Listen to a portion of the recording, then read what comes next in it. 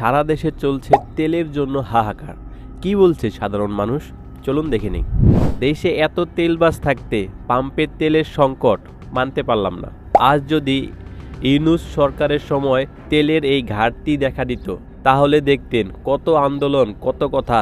অন্তর্বর্তীকালীন সরকার যখন ছিল তখন তো কথায় কথায় আন্দোলন হইতো, এখন পারলে আন্দোলনে নামেন, একদম ঠিক কথা। আল্লাহ 30টা দিন শাহবাগে অবরোধ ছিল, কথায় কথায় যমুনা ঘেরাও। পুলিশ আন্দোলন করে, আনসার আন্দোলন করে, ছাত্ররা আন্দোলন করে, এমনকি রিক্সাওয়ালারাও আন্দোলন করছে। এই দাবি ওই দাবি, আর যে যেমনে পারছে সে অমনেই আলটিমেটাম দিছে। মানে কি যে একটা অবস্থা ছিল, সবাই সবার স্বার্থের জন্য কাজ করছে, আর এখন সবাই চুপ। সংসদে যান, সেখানে মন্ত্রীদের কথায় তেলের সাগরে আমরা হাবুডুবু খাচ্ছি। বাংলাদেশের অবস্থা দেখে মনে হয় মধ্যপ্রাচ্যে যুদ্ধ হচ্ছে না, বাংলাদেশেই যুদ্ধ হচ্ছে। তেল কম দেওয়ার কারণে বারবার মানুষকে সিরিয়াল দেওয়া লাগতেছে।